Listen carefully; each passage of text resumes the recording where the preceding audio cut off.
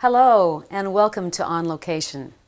This edition, what is a notary public? We'll be discussing the many facets of a notary, their longevity, interesting background and tidbits, as well as actually speak to working notaries with their hands-on experience. I'm your host, Fabie Combs. A notary is otherwise known as a notary public. They're public servants with proven integrity, officially commissioned under a state government in the USA and under the church in England. But do we really know what they do? Everyone, undoubtedly, sometime in their life will need the services of a notary public. Generally speaking, a notary is an official appointed to serve the public as an impartial witness. They have the authority to acknowledge and identify signers and their signatures and administer oaths and other affirmations. Notaries represent one of the oldest and smallest continuing branch of the legal profession worldwide. They trace back to the ancient Roman Republic before Cicero, the Roman philosopher, and approximately 100 years before Christ. In England and in Wales, it was the Pope who appointed notaries until 1532. Since England broke with Rome, the notarial authority is under the Archbishop of Canterbury, under the jurisdiction of the Crown. Some interesting notaries you may not be aware of. Renowned notary from Florence, Italy, was the father of Leonardo da Vinci, famous artist and scientist. Colorful figure Judge Roy Bean, also known as the Law west of the Pecos, in the mid-1800s was a notary. Samuel Clemens, otherwise known by his pen name Mark Twain, was a notary.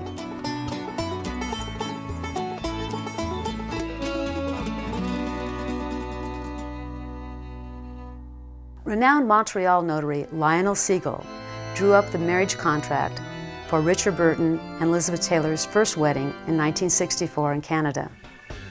More recently, today multifaceted celebrity Jennifer Lopez was also a notary.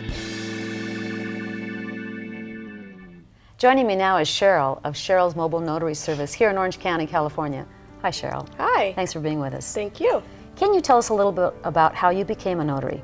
Yes, I actually lived in Nevada. I worked for a timeshare company, and they required us to become a notary so that we could notarize the mortgage documents for the new owners. So. Okay. Yeah. And then you moved back here and became a notary in California? Yes. I worked for a bank in Sacramento where I got my commission at the Capitol. So. Oh, the state capitol. You actually did your swearing in at the state capitol. Yes, I did. It was great. That's kind of unusual. Yeah. And so to actually have qualifications to be a notary here in California, what would those be? You need to be 18 years or older, you need to be a legal California resident, and you need to be able to read, write, and understand English. That's helpful. Yeah.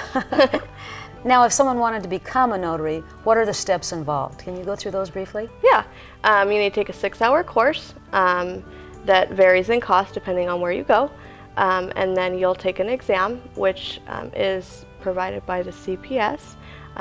It's about 30 questions or so, and you have to pass with 70% or better. Oh, wait a minute now. What happens if you don't pass?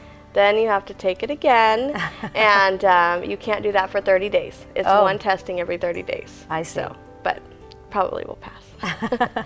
And then after that, you send in your application and your paperwork to the Secretary of State. They approve it.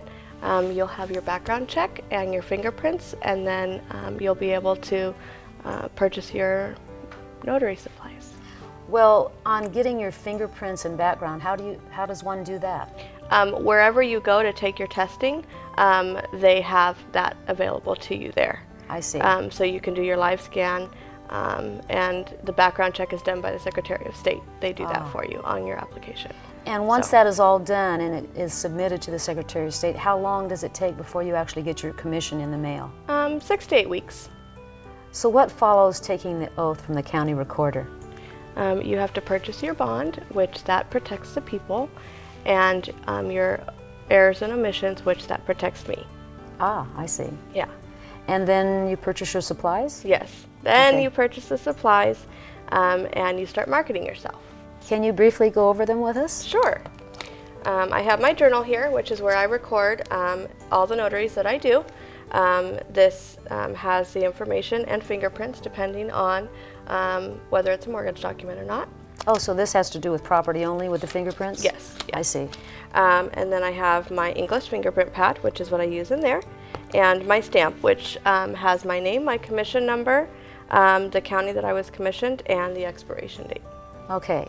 Now, let's say a commission lasts for how many years? 4 years. 4 years. Okay. In some states, I guess it's 5, I understand. Uh-huh.